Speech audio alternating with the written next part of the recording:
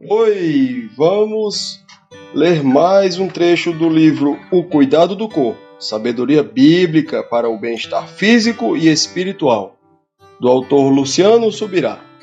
Capítulo 9, com o tema Descanso, lá na página 138.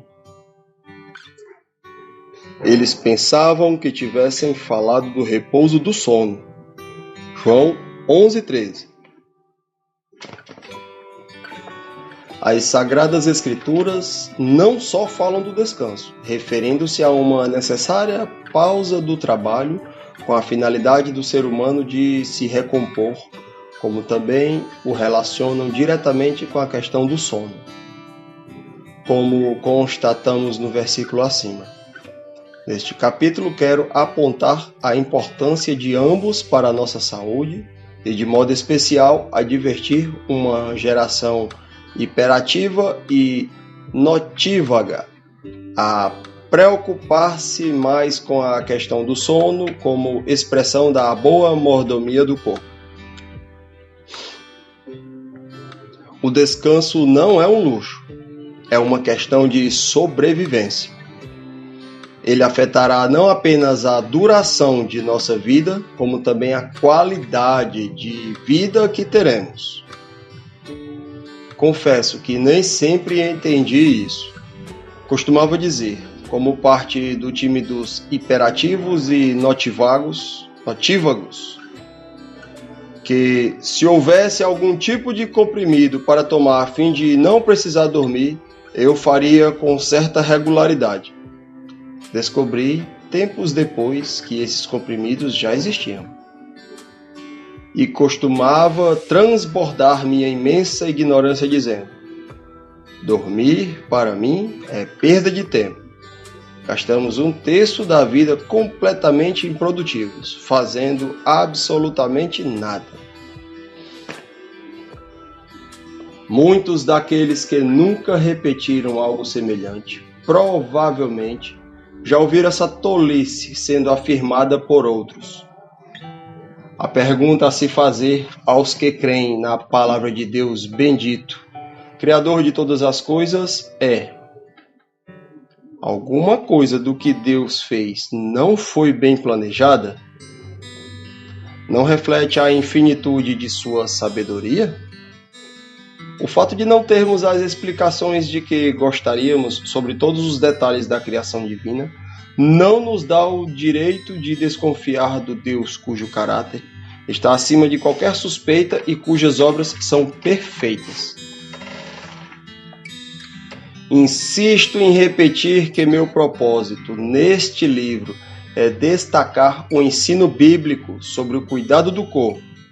Não sou médico e não tenho conhecimento fisiológico profundo, embora cite em várias porções deste ensino comentários de cientistas e especialistas de saúde de áreas diversas.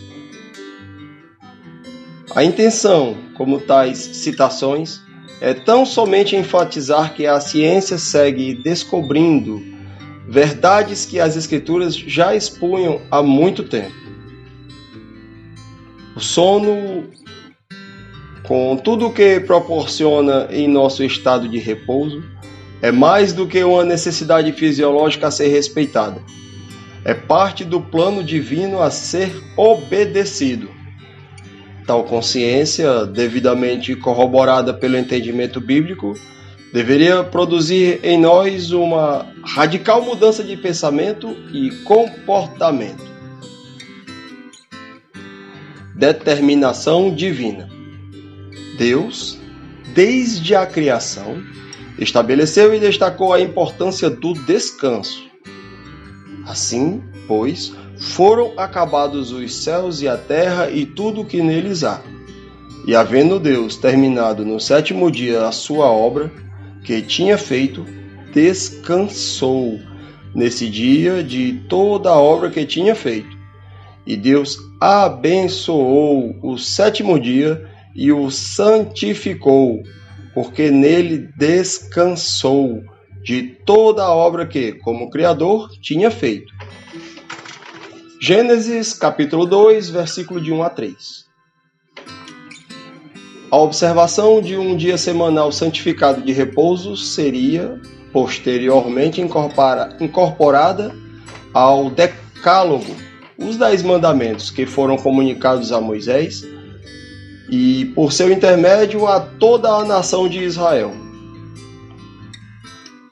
Lembre-se do dia de sábado, para santificar. 6 dias você trabalhará e fará toda a sua obra. Mas o 7º dia é o sábado dedicado ao Senhor, seu Deus.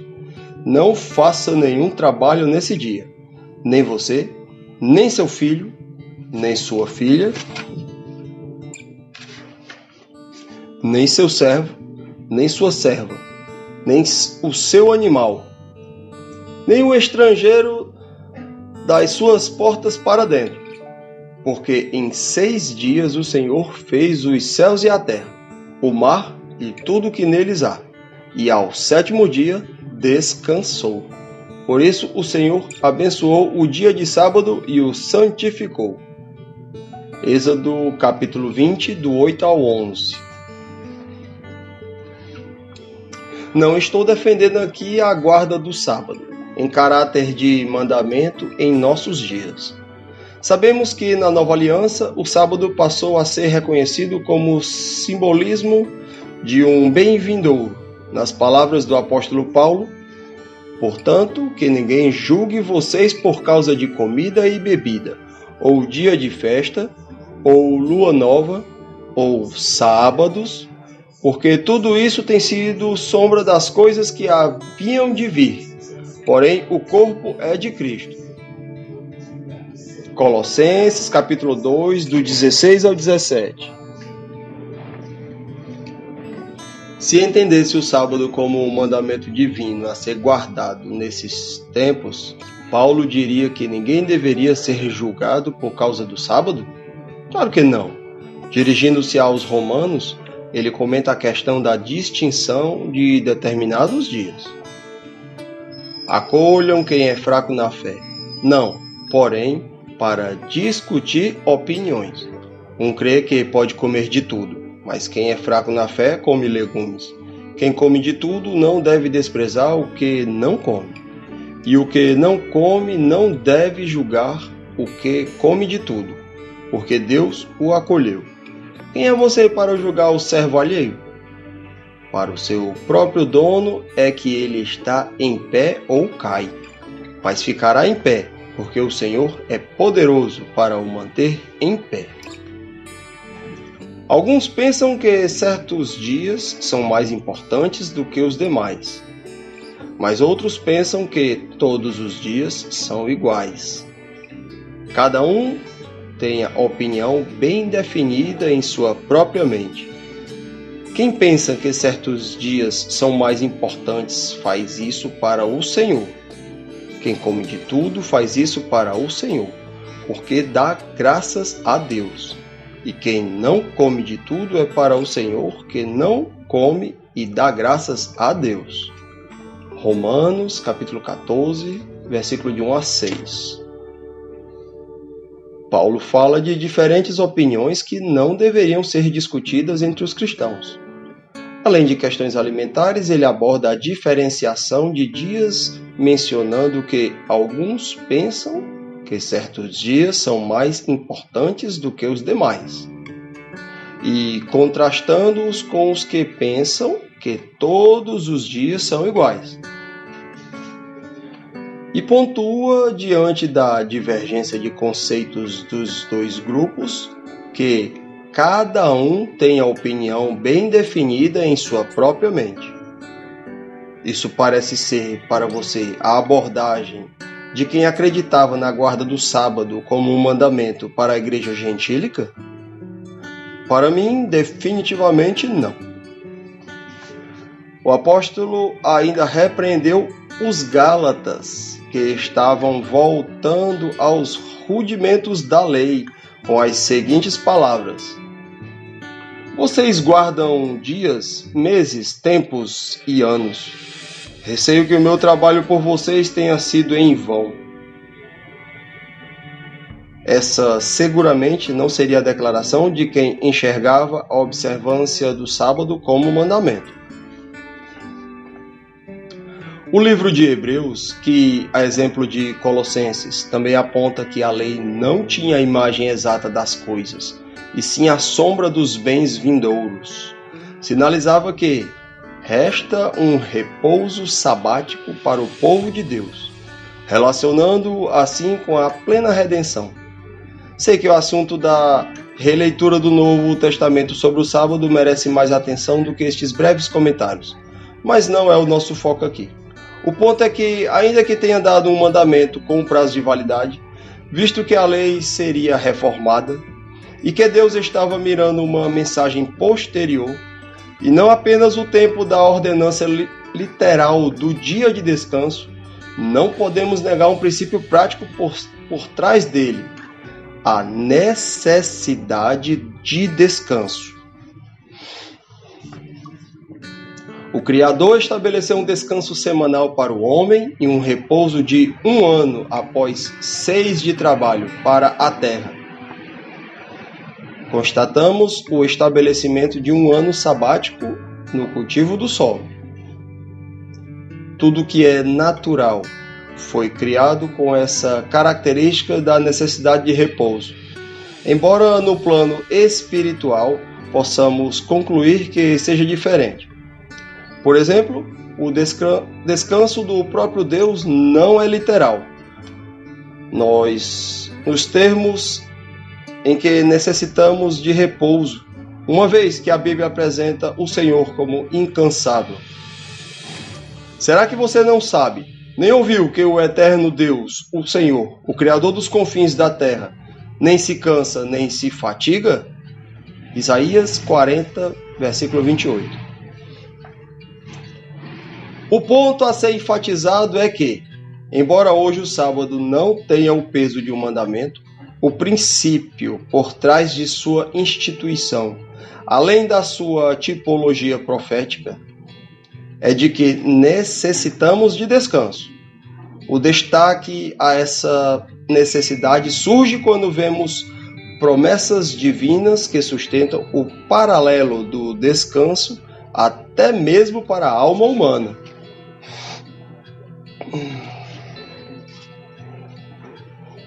O Senhor é o meu pastor, nada me faltará. Ele me faz repousar em pastos verdejantes. Leva-me para junto das águas de descanso. Refrigera-me a alma. Guia-me pelas veredas da justiça, por amor do seu nome. Salmos 23, do versículo 1 ao 3. Ele fortalece o cansado e multiplica as forças ao que não tem vigor nenhum. Os jovens se cansam e se fadigam, e os moços, de exaustos, caem. Mas os que esperam no Senhor renovam as suas forças. Sobem com asas como águias, correm e não se cansam, caminham e não se fatigam. Isaías 40, versículo 29 ao 31. E ainda: venham a mim todos vocês que estão cansados e sobrecarregados, e eu os aliviarei. Tomem sobre vocês o meu jugo e aprendam de mim, porque eu sou manso e humilde de coração, e vocês acharão descanso para a sua alma. Mateus capítulo 11, do versículo 28 ao 29. Apresentei a visão do descanso relacionado ao sábado, ainda que, obviamente, ela não se limite a isso. Desde o início, o Criador planejou cotas de descanso diário que se dão no turno da noite. Jesus respondeu: não é verdade que o dia tem 12 horas? Se alguém andar de dia, não tropeça, porque vê a luz deste mundo. Mas se andar de noite, tropeça, porque nele não há luz. Tendo dito isso, acrescentou: nosso amigo Lázaro adormeceu, mas vou para despertá-lo. Então os discípulos disseram: Senhor, se dorme, estará salvo.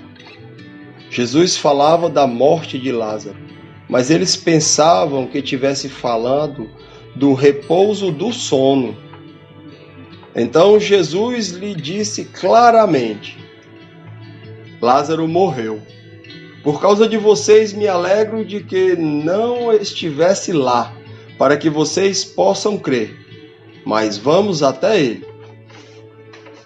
João, capítulo 11, do versículo 9 ao 14. Antes de falar sobre Lázaro, Nosso Senhor destaca que o dia tem 12 horas, ou seja, o período de iluminação natural que permite trabalho, trânsito e outras atividades é de metade do dia. As outras 12 horas de escuridão são limitadoras. Por isso Jesus afirmou que se alguém andar de noite, tropeça, porque nele não há luz. Tão logo diferenciou o dia da noite, o período de atividade do de inatividade. Cristo falou sobre Lázaro ter adormecido e sua intenção de despertá-lo. O que os discípulos concluíram? O texto sagrado aponta que eles pensavam que tivesse falado do repouso do sono. Por que associaram isso ao sono literal? Porque era o contexto da conversa. E para onde essa lógica, destacada na conversa deles, nos leva? Para o propósito pelo qual o Criador dividiu o dia em luz e trevas, claridade e escuridão. Indiscutivelmente havia um propósito por trás do plano divino, que o homem não focasse apenas a necessidade de produtividade, mas também a necessidade de descanso. E Deus disse que haja luzeiros no firmamento dos céus, para fazerem separação entre o dia e a noite, e sejam eles para sinais, para estações, para dias e anos, e sirvam de luzeiros no firmamento dos céus, para iluminar a terra. E assim aconteceu. Deus fez os dois grandes luzeiros, o maior para governar o dia e o menor para governar a noite.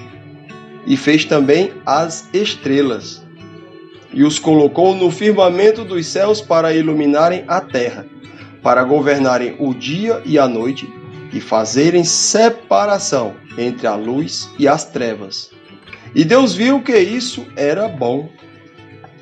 Gênesis capítulo 1, do versículo 14 ao 18. E a conclusão final dessa visão também apresenta um ponto que não pode ser ignorado. Deus viu que isso era bom. Se já conseguimos chegar a essa mesma conclusão de Deus, isto é, de que se trata de algo bom, é outra conversa. O ponto é que o descanso é parte do projeto divino da criação e precisa ser entendido como tal. O descanso do sono deve ser observado tanto em sua recorrência, em cotas diárias, como também em sua duração e horários devidos, desde o início do advento da eletricidade, e piorando com todo o avanço tecnológico. A escuridão da noite, fator que foi inquestionável limitador da produtividade humana, vem perdendo o poder de nos fazer parar para o tão necessário descanso. Observe esta declaração de Jesus. Se um de vocês tiver um amigo e for procurá-lo à meia-noite, dizendo: amigo, me empreste 3 pães, porque outro amigo meu chegou de viagem e eu não tenho nada para lhe oferecer. E se o outro lhe responder lá de dentro: deixe-me em paz, a porta está fechada, e eu e os meus filhos já estamos deitados. Não posso me levantar para lhe dar os pães. Digo a vocês que, se ele não se levantar para dar esses pães por ser seu amigo, ele o fará por causa do incômodo e lhe dará tudo o que tiver necessidade. Lucas, capítulo 11, versículo do 5 ao 8. Enquanto nosso Senhor ensinava sobre a oração, destacou a importância da persistência nas súplicas. E no exemplo que deu, apontou que à meia-noite a família toda encontrava-se deitada. Antigamente o termo meia-noite tinha significado literal. Tratava-se da metade da noite. Hoje, no entanto, muitos de nós nem mesmo foram para a cama nesse horário. Não estou advogando que se deva dormir às 8 horas da noite, como faziam os antigos. Há adequações inevitáveis na modernidade.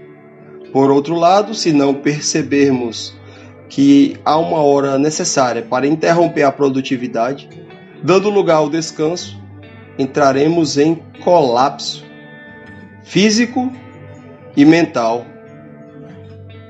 O repouso é essencial, não somente a duração da vida, como também a sua qualidade. Já mencionei o que alguém me disse com muita propriedade. Não estou apenas tentando acrescentar mais anos à minha vida. Estou procurando também acrescentar mais vida aos meus anos. Se a necessidade de descanso é tão abrangente a ponto de se estender à integralidade do ser humano, espírito, alma e corpo, será que ele deveria ser negligenciado em qualquer uma dessas dimensões? Obviamente que não. Entretanto, essa não é a história que mais se repete. O Senhor disse: este é o descanso. Deem descanso ao cansado. E este é o refrigério. Mas eles não quiseram ouvir. O que encontramos nessa porção da Escritura? De um lado, constatamos Deus tanto determinando quanto oferecendo descanso.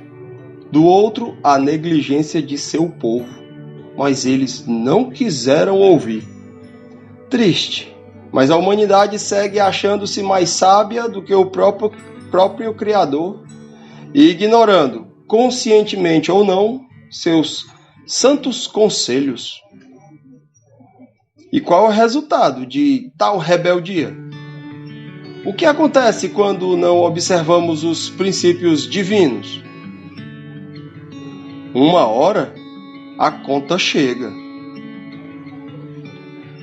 Um pensamento que nos é comum, no vigor da juventude, é o de que o descanso negligenciado jamais cobrará sua conta. Grande engano. É só uma questão de tempo. Uma hora a conta chega. Ao instituir as leis acerca do ano sabático que a Terra deveria observar, o Criador também fez a advertência sobre as consequências de se quebrar o princípio. Então a Terra celebrará os seus sábados todos os dias da sua assolação, e vocês estarão na terra dos seus inimigos. Nesse tempo, a terra descansará e observará os seus sábados. Durante todos os dias da assolação, a terra descansará, porque não descansou nos sábados de vocês, quando vocês moravam nela. Levítico 26, do 34 ao 35. A advertência divina foi explícita, sem dificuldade de interpretação ou compreensão. Se os israelitas não respeitassem o descanso sabático do solo, a conta chegaria mais tarde, e com alto preço. Eles seriam desterrados, e assim, durante o tempo de sua assolação, a terra coletaria o direito ao descanso que anteriormente lhe fora negligenciado. Costumo repetir que o princípio espiritual que você quebra acabará quebrando você. Foi o que aconteceu com o povo de Deus, que não guardou a determinação do descanso e acreditou que, por alguma razão inexplicável, a conta nunca chegaria. Quando os judeus foram levados em cativeiro para a Babilônia, cumpriu-se a advertência dada previamente. Os caldeus queimaram a casa de Deus e derrubaram a muralha de Jerusalém. Queimaram todos os seus palácios, destruindo também todos os seus objetos de valor. Os que escaparam da espada, a esses ele levou para a Babilônia, onde se tornaram escravos dele e de seus filhos, até o tempo do reino da Pérsia. Isto aconteceu para que se cumprisse a palavra do Senhor, por boca de Jeremias, até que a terra desfrutasse dos seus sábados. Durante todos os dias da sua desolação, a terra repousou, até que os 70 anos se cumpriram. 2 Crônicas, capítulo 36, do 19 ao 21. Como podemos chegar à conclusão, diante do reconhecimento desse princípio espiritual, de que o descanso negligenciado de nosso corpo não terá consequências? Ainda que a negligência do descanso se baseie em ignorância de informação, seja das determinações divinas do descanso, seja dos detalhes dos resultados que tal omissão produzirá, não significa que seremos poupados das inevitáveis consequências. Como está escrito: o meu povo está sendo destruído, pois lhe falta o conhecimento. O neurocientista e especialista em sono, Matthew Walker, autor do livro Por que Nós Dormimos, pontua que 2/3 dos adultos em todos os países desenvolvidos não seguem a recomendação da Organização Mundial de Saúde de 8 horas de sono por noite. E na sequência, observa: duvido que esse dado tenha surpreendido você, mas talvez as suas consequências o espantem. O hábito de dormir menos de 6 ou 7 horas por noite abala o sistema imunológico, mais do que duplicando o risco de câncer. Sono insuficiente é um fator de estilo de vida decisivo para determinar se o indivíduo desenvolverá a doença de Alzheimer. Sono inadequado terá as reduções moderadas por uma semana, altera os níveis de açúcar no sangue de forma tão significativa que pode fazer com que a pessoa seja classificada como pré-diabética. Ele também aumenta a probabilidade de as artérias coronárias ficarem bloqueadas e quebradiças, abrindo assim um caminho para doenças cardiovasculares, derrame cerebral e insuficiência cardíaca congestiva.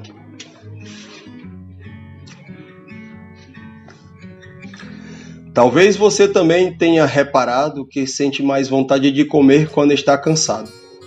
Isso não é coincidência. A insuficiência de sono eleva a concentração de um hormônio que nos faz sentir fome, ao mesmo tempo que refreia um hormônio complementar que, ao contrário, nos gera satisfação alimentar. Apesar de estar satisfeito, você ainda quer comer mais. Uma receita comprovada para o ganho de peso, tanto em adultos como em crianças com deficiência de sono. Ao somar as consequências para a saúde já citadas, fica mais fácil aceitar uma relação comprovada. Quanto mais breve é o seu sono, mais breve será a sua vida. Portanto, a velha máxima, dormirei quando estiver morto, é infeliz. Adote tal atitude e você estará morto mais cedo e a qualidade dessa vida, mais curta, será pior. O elástico da privação de sono só pode esticar até certo ponto antes de arrebentar.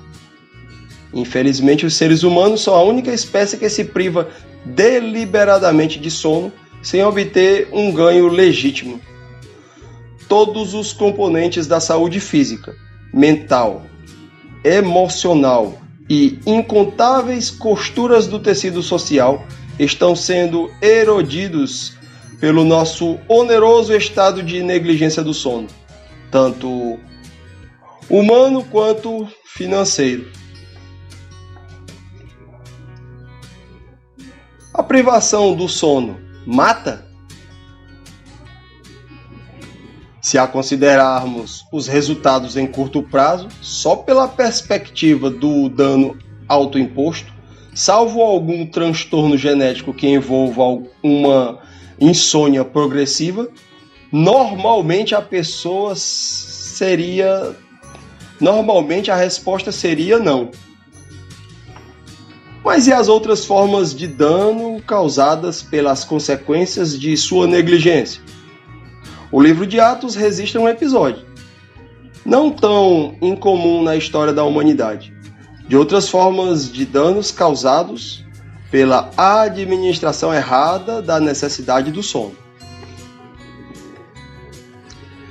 No primeiro dia da semana, nós nos reunimos a fim de partir o pão.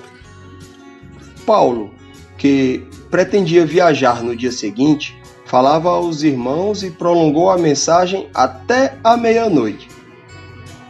Havia muitas lâmpadas no cenáculo onde estávamos reunidos. Um jovem chamado Eutico, que estava sentado numa janela, adormeceu profundamente durante a prolongada mensagem de Paulo. Vencido pelo sono, caiu do terceiro andar abaixo. Quando o levantaram, estava morto. Mas Paulo desceu, inclinou-se sobre ele e, abraçando-o, disse: Não fiquem alvoroçados, pois ele está vivo. Subindo de novo, Paulo partiu o pão e comeu. E lhes falou ainda muito tempo até o amanhecer. E assim partiu. Então conduziram vivo o rapaz e sentiram-se grandemente confortados. Atos 20, do 7 ao 12. Acho tremendo que a condição de morte para a vida tenha sido mudada por intervenção divina na história do jovem Eutico. Evento que provavelmente não teria ocorrido sem a participação de um homem de fé como o apóstolo Paulo. Fico imaginando, porém, se a expressão conduziram vivo o rapaz não indicaria algum nível de consequência da queda que o tenha impossibilitado de voltar para casa sozinho e por si mesmo. A verdade ignorada é que muitos acidentes, seja no trânsito, no trabalho ou em casa, ainda seguem acontecendo por negligência ao sono e ao descanso. O Walker apresenta uma assombrosa estatística quanto a esse tipo de dano produzido pela falta de sono. Dirigir com sono é a causa de centenas de milhares de acidentes de trânsito e tragédias todos os anos. E nesse caso não é só a vida dos privados de sono que está em risco, mas a de quem está à sua volta. Tragicamente, a cada hora nos Estados Unidos, uma pessoa morre em um acidente de trânsito em virtude de erros relacionados à fadiga. É alarmante saber que o número de acidentes causados por sonolência ao volante excede o dos causados pelo álcool e drogas combinados. O bom senso segue concordando com as verdades aqui apresentadas. Se não observarmos a necessidade e importância do descanso, a conta acabará chegando. Walker ainda observa outro aspecto que confere seriedade maior a isso, que é o fato de o sono perdido não poder ser completamente recuperado. É importante observar que, seja qual for a quantidade de oportunidades de recuperação, o cérebro nunca chega perto de reaver todo o sono que perdeu.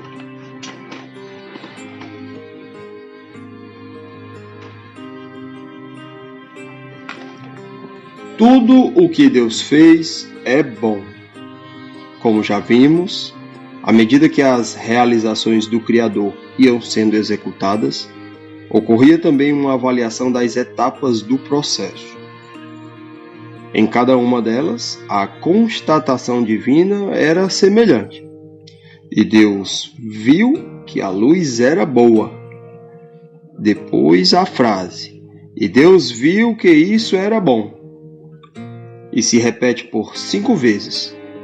Por fim, a conclusão de toda a obra é arrematada com a afirmação: Deus viu tudo o que havia feito, e eis que era muito bom. É necessário entender essa verdade acerca das leis da natureza, determinadas pelo próprio autor da criação. Tudo o que ele fez é bom. Salomão, observando e analisando a realidade com diferenciada sabedoria e escrevendo sob inspiração divina, reconheceu: Deus fez tudo formoso no seu devido tempo. O Deus Altíssimo, ao determinar que toda a criação necessita de descanso, revelou que, mais uma vez, como sempre, faz tudo muito bem. E essas leis não são mutáveis nem transitórias. Elas permanecem eternamente.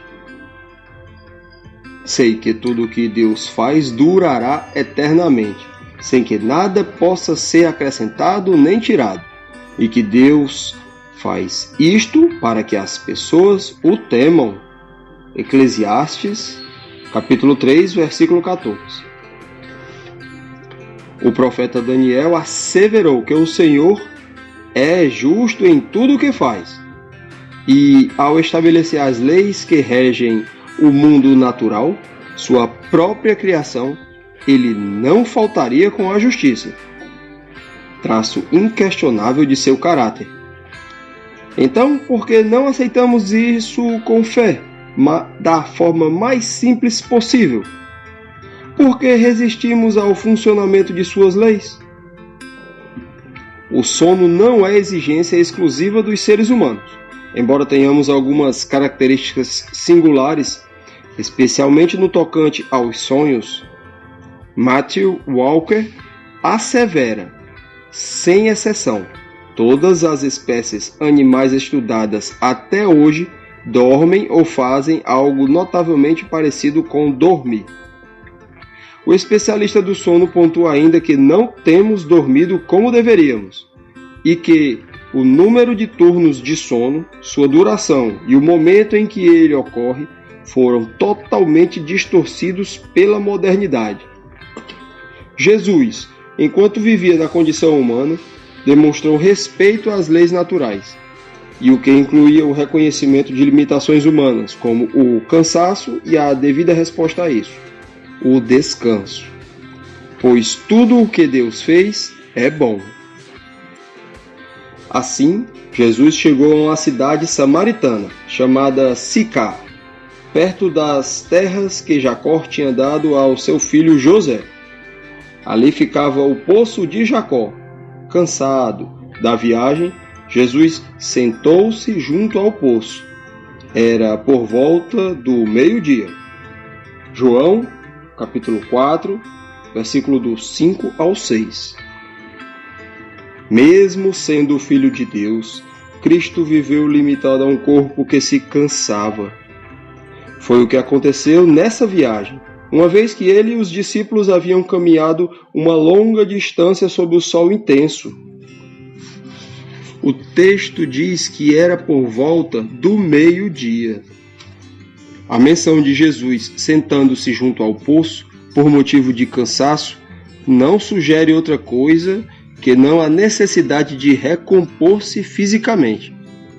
Outra passagem bíblica que chama minha atenção nesse sentido trata da ocasião em que o nosso Senhor dorme em um barco, em meio a uma tempestade. Ora, levantou-se grande temporal de vento, e as ondas se arremessavam contra o barco, de modo que o mesmo já estava se enchendo de água. E Jesus estava na popa, dormindo sobre o travesseiro. Os discípulos o acordaram e lhe disseram: Mestre, o Senhor não se importa que pereçamos? Marcos, capítulo 4, versículo do 37 ao 38. Quem conseguiria dormir em uma embarcação agitada pelas águas, sendo encharcado pela chuva e pelas ondas que se arremessavam contra o barco? Somente alguém que se encontrasse extremamente cansado. Já dormi em aviões e veículos chacoalhando, e sempre. E isso só se deu quando eu me encontrava esgotado fisicamente. Não creio que esses detalhes sobre a vida ministerial de Jesus, o que inclui tanto sua produtividade quanto sua necessidade de descanso, foram registrados à toa, uma vez que a própria Escritura atesta que tudo o que no passado foi escrito, para o nosso ensino foi escrito. Jesus demonstrou, com seu estilo de vida, que devemos nos sujeitar às leis divinas da criação e dar a nosso corpo o devido descanso. Quais seriam então os propósitos e benefícios do sono? Walker resume-os com as seguintes palavras: ele proporciona vários benefícios garantidores da saúde, passíveis de serem adquiridos pelo uso contínuo a cada 24 horas, caso se queira. Muitos não querem.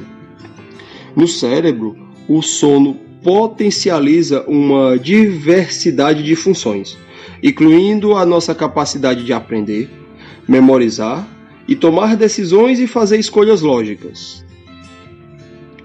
Ao benevolentemente reparar nossa saúde psicológica, o sono calibra nossos circuitos cerebrais e emocionais, permitindo-nos enfrentar os desafios sociais e psicológicos do dia seguinte com o sereno autocontrole. No andar de baixo, no restante do corpo, o sono reabastece o arsenal do nosso sistema imune, ajudando a combater o câncer, prevenindo infecções e nos protegendo contra todo tipo de doenças. O sono reforma o estado metabólico do corpo, ajustando o equilíbrio de insulina e glicose circulante.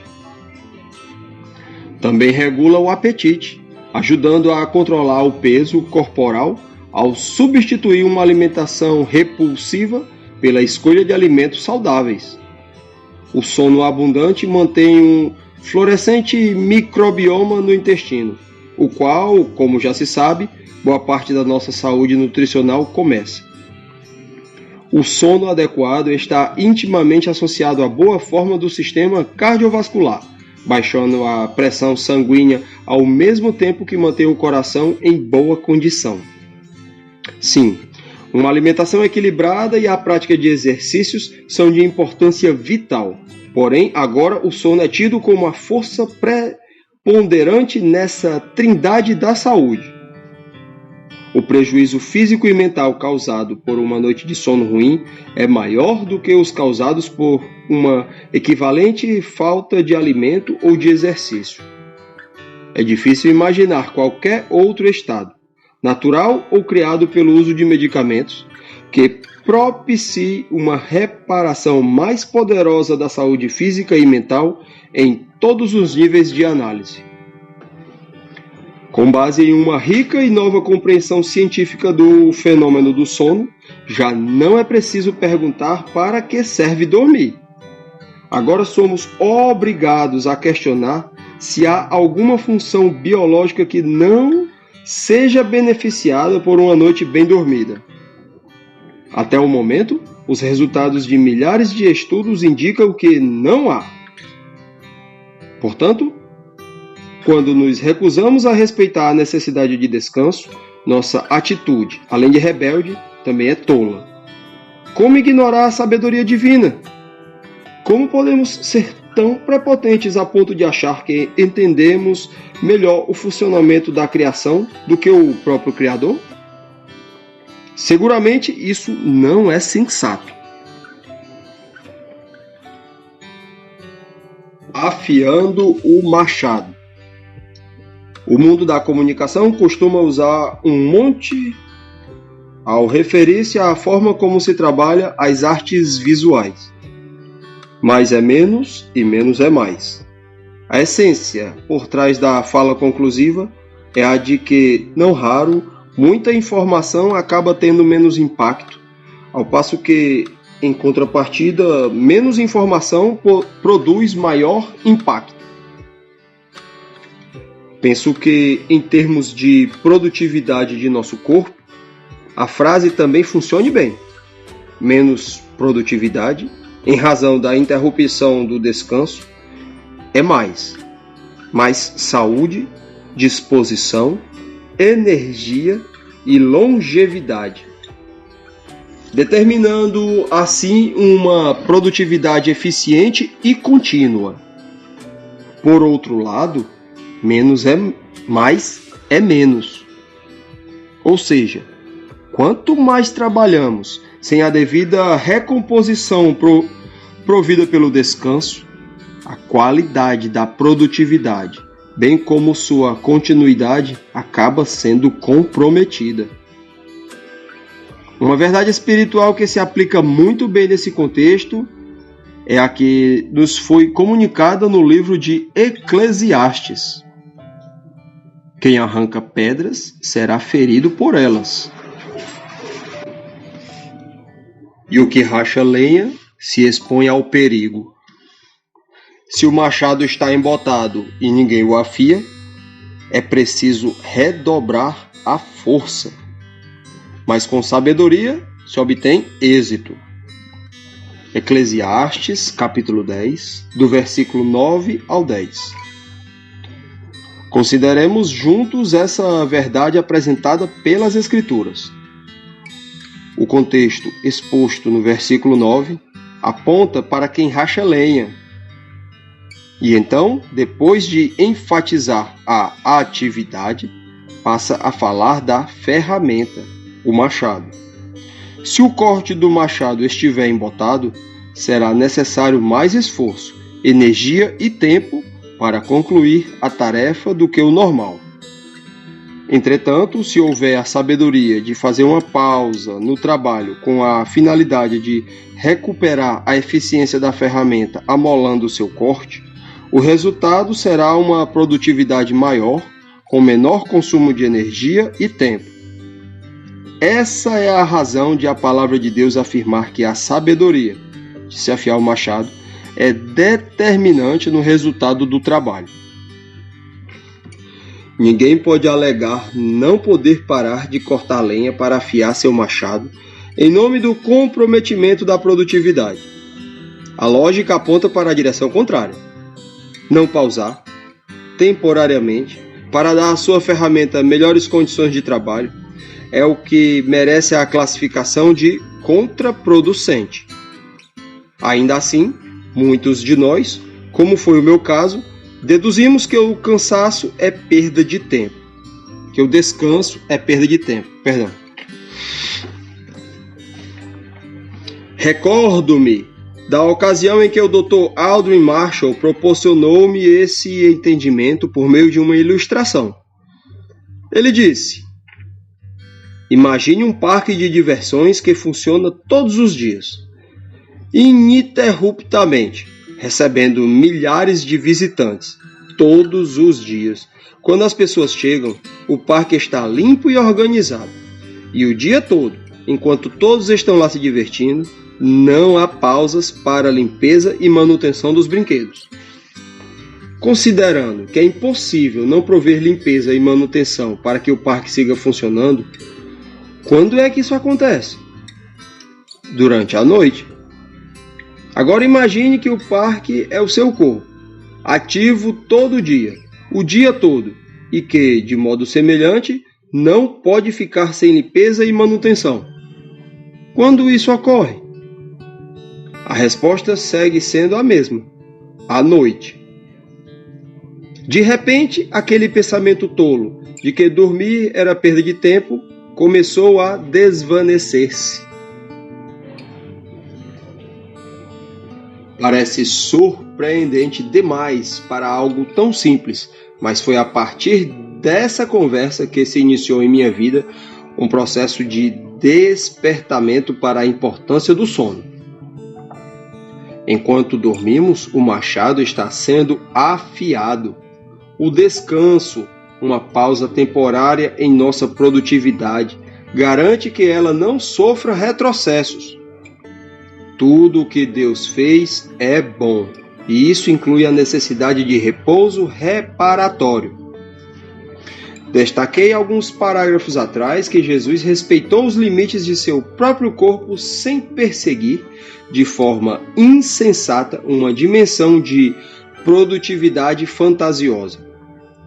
Acrescente-se a esse fato o modo como Cristo lidou com a produtividade de seus discípulos, conforme apresentado intencionalmente pela Bíblia.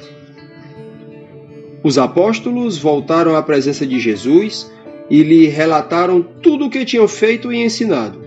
E ele lhes disse: venham repousar um pouco, à parte, num lugar deserto. Isso porque eles não tinham tempo nem para comer, visto serem muitos os que iam e vinham. Então foram de barco para o lugar deserto à parte. Marcos, capítulo 6, do versículo 30 ao 32. Quero destacar 3 coisas importantes nesses versículos que, como já argumentei, não consistem em mero registro histórico. Paulo, escrevendo aos Coríntios e falando acerca daquela geração que saiu do Egito rumo a Canaã, afirmou: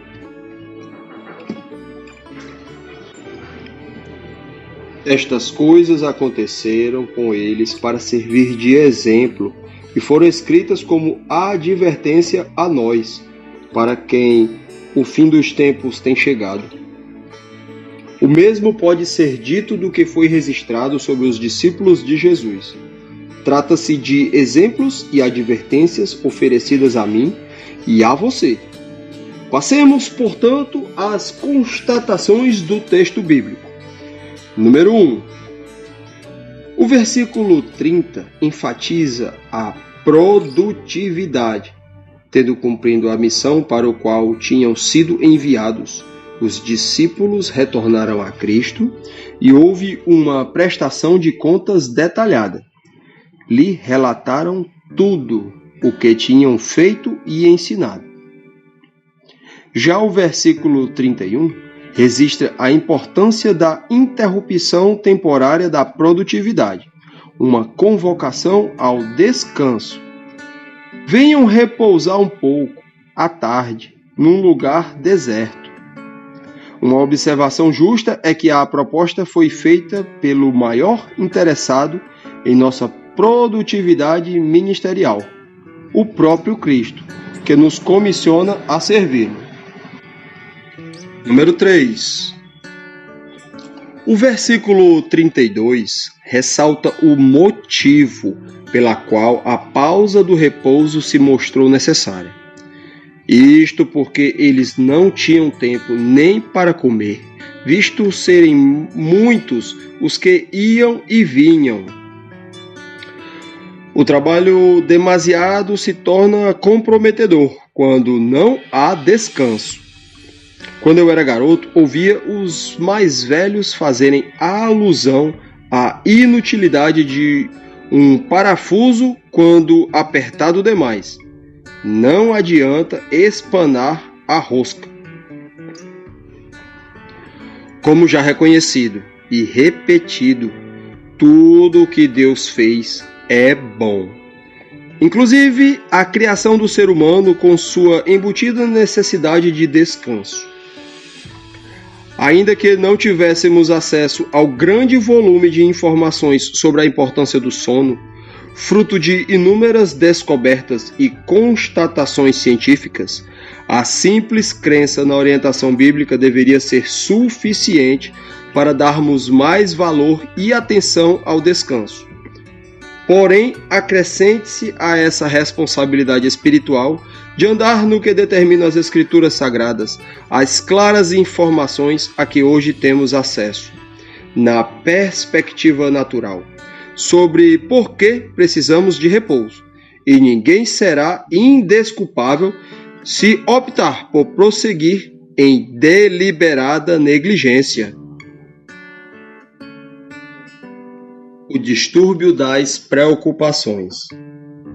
A palavra de Deus nos revela que o Criador espera que possamos desfrutar de um sono tranquilo e livre de preocupações. Várias passagens atestam isso. Eu me deito e pego no sono. Acordo, porque o Senhor me sustenta. Salmos 3, versículo 5. Em paz me deito e logo pego no sono, porque só Tu, Senhor, me fazes repousar seguro. Salmos 4, versículo 8. Quando se deitar, você não terá medo. Sim, você se deitará e o seu sono será tranquilo. Provérbios 3, versículo 24. Observe que as preocupações e os receios podem afetar a qualidade e o tempo do sono. Por outro lado, o sono dos que não se preocupam é apresentado como sendo agradável. Doce é o sono do trabalhador. Quer coma pouco, quer muito, mas a fartura do rico não o deixa dormir. Eclesiastes 5, 12. Os distúrbios do sono podem ser tão somente fruto de desordem fisiológica como também provenientes de desordem emocional e até mesmo espiritual. Os que servem a Deus devem aprender a andar em fé e confiança, que é outro tipo de descanso, o espiritual. A Escritura diz: nós, porém, que cremos, entramos no descanso. Que tipo de descanso é esse? O versículo anterior fala dos israelitas que não fizeram proveito da palavra que ouviram, ou seja, inutilizaram a promessa divina em sua vida. Por que motivo? O próprio versículo responde: visto não ter sido acompanhada pela fé naqueles que a ouviram. Sem esse descanso de fé, com emoções expostas às preocupações e à ansiedade, é evidente que a qualidade do sono físico será afetada. Devemos levar em conta ainda o impacto negativo que as desordens relacionais proporcionam. A Escritura adverte: fiquem irados e não pequem. Não deixem que o sol se ponha sobre a ira de vocês, nem deem lugar ao diabo. Efésios 4, do 26 ao 27. Por muito tempo, eu entendi que a frase "não deixe que o sol se ponha sobre a ira de vocês" indicava tão somente a necessidade de um conserto rápido, em uma perspectiva meramente relacional. Não havia considerado até recentemente que brigas e reações emocionais mais intensas afetam a qualidade do sono. Isso é fato. E tenho ouvido relatos de problemas dessa ordem ao longo de 3 décadas de aconselhamento pastoral. Deus não apenas espera que descansemos, como também deseja que desfrutemos de um sono de boa qualidade, em todos os aspectos. Por causa disso, entre outros fatores, nos adverte a que nos mantenhamos longe de ansiedades e preocupações. Não fiquem preocupados com coisa alguma, Mas em tudo sejam conhecidos diante de Deus os pedidos de vocês, pela oração e pela súplica, com ações de graças. E a paz de Deus, que excede todo entendimento, guardará o coração e a mente de vocês em Cristo Jesus. Filipenses 4, do 6 ao 7. Lancem sobre ele todas as suas ansiedades, porque ele cuida de vocês. 1 Pedro, do 5 ao 7.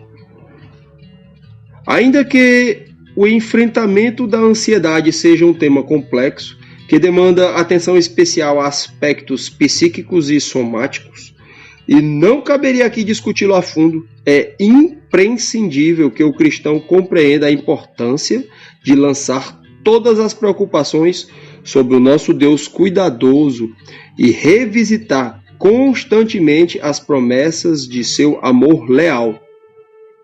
Além de nos fortalecer na fé, isso resultará também em noites tranquilas de sono e, consequentemente, benefícios para a nossa saúde. Ou seja, trata-se do combo completo: descanso espiritual, emocional e físico.